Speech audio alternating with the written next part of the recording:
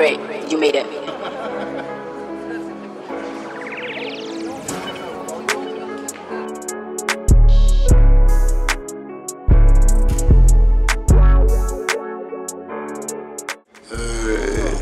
Aujourd'hui, je devais être en plein tournage avec Amobé. Je l'attendais, son retour de Cameroun.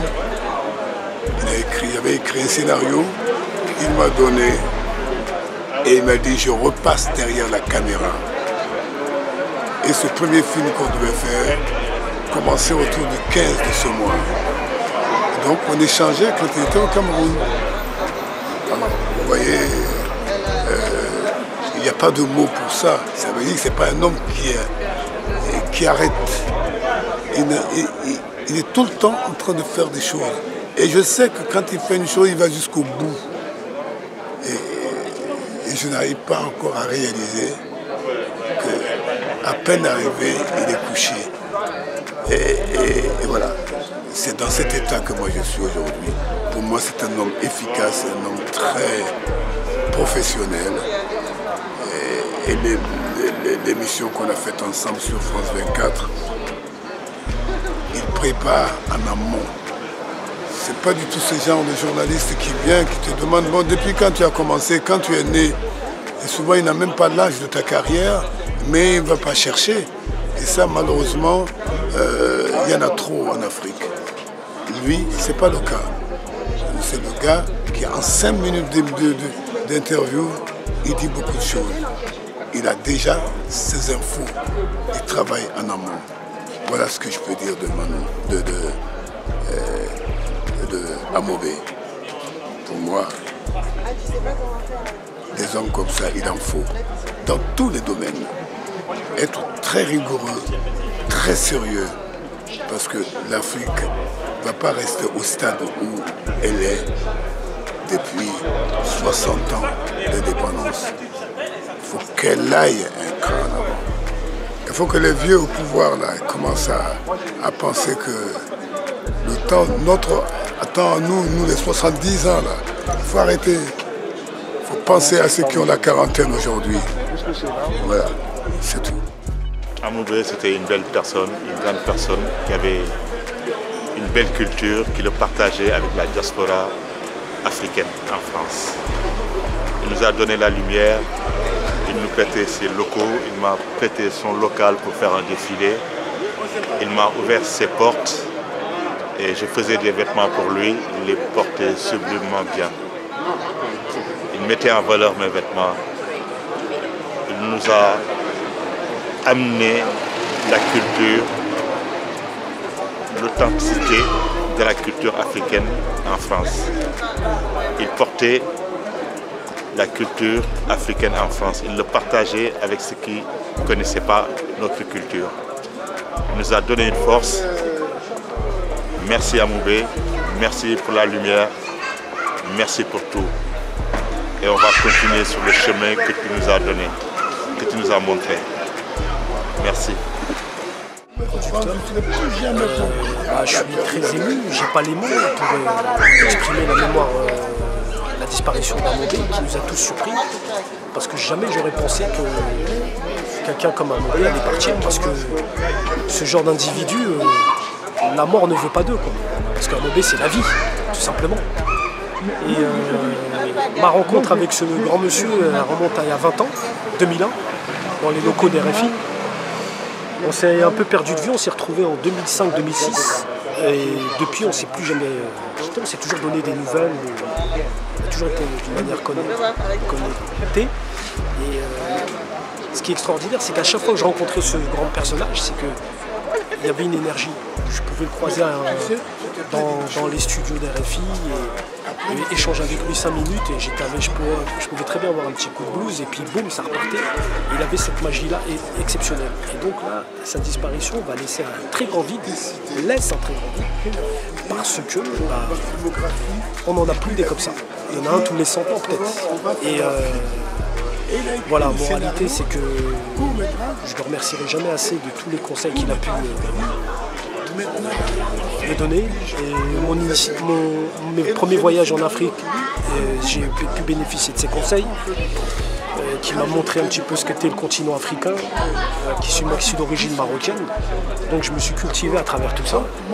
Et je ne le remercierai jamais assez. Et je voulais simplement lui dire un mot de là où il est, là où il nous écoute, que je l'aime énormément, que c'est un grand frère à moi. Et il fait partie de la famille de tous, c'est grand frère à tous. C'est un big respect et force à sa famille, ses enfants, son épouse. Voilà, et puis j'ai envie de lui dire à Mobé, là où tu es, continue à faire kiffer les anges, mon grand. À bientôt.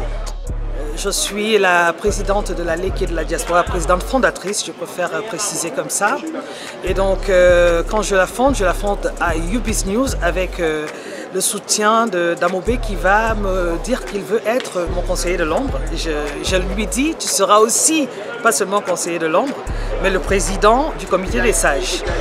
Alors, il va nous ouvrir les portes de UBiz News jusqu'au bout, quand il va découvrir aussi qu'on a d'autres relations familiales dont il va me parler. On va découvrir qu'on a pas mal de points sur le combat pour les droits des femmes, le combat pour l'entrepreneuriat des afrodescendants, le combat également pour justement la jeunesse, puisque je suis artiste, juriste et entrepreneur, et que ce soit au niveau associatif, ou comme je suis présidente d'une association de droits de l'homme, ça fait 16 ans.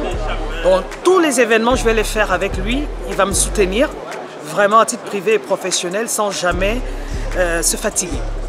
Et donc c'est pour cette raison, je pense que le dernier festival que nous avons fait ici à UBiz News, qu'il a organisé avec nous jusqu'au bout, pendant une semaine, où on a fait défiler les femmes avec les tableaux sur les violences faites aux femmes. Les femmes étaient réunies, elles venaient des 5 continents du monde. Et donc cet événement devait avoir lieu en octobre prochain ici. Malheureusement, il n'est plus. Donc on a décidé de l'annuler. Mais le Salon international des champagnes et du luxe africain qu'il devait présenter, on devait le faire au Phuket du 3 au 5 décembre. Au lieu que nous le fassions là-bas, nous allons l'amener ici pour qu'il soit avec nous. Même s'il n'est pas là physiquement, nous savons que sur le plan de l'esprit, il sera là avec nous. Parce que la Pragen, dont je suis la présidente fondatrice, a été énormément bâtie à partir de UBiz News.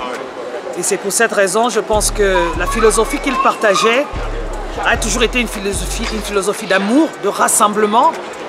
Et c'est pour cette raison, en dépit de tout ce qui nous liait à titre privé et professionnel, j'étais sa voisine d'à côté. Et quand il y avait des personnalités qui arrivaient comme Youssou N'Dour, comme la bière de Nelson Mandela, tout de suite il m'appelait Sita Unevei. Et mon frère n'aimait pas me voir en colère ou stressé et tout. Donc, et je pense que nous devons plus pleurer parce que l'heure est maintenant à l'action.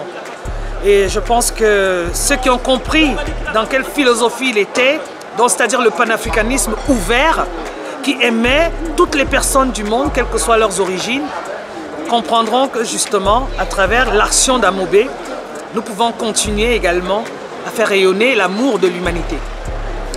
Nous, parallèlement, nous sommes en train d'ouvrir une école où Amobé devait être parmi les enseignants qui allaient transmettre justement ces valeurs ancestrales, parce que nous sommes conscients aujourd'hui que l'humanité est en train d'aller dans tous les sens et que comme tout a commencé justement par l'Afrique et qu'il est temps que toutes les personnes qui aiment l'Afrique, blanche, noire, vert ou jaune, ce n'est pas la couleur de peau qui nous intéresse, mais c'est surtout la vision du monde. Et c'est ce en quoi mon frère et moi on se retrouvaient.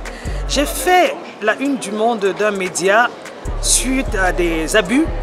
Et mon frère me cherchait, il ne savait pas que c'est moi qui avais mené ce combat, où il y avait 2 jeunes Guinéens qui avaient été victimes d'un délit de faciès dans le Nord. Et j'étais justement présidente du CEDIFART Africa International.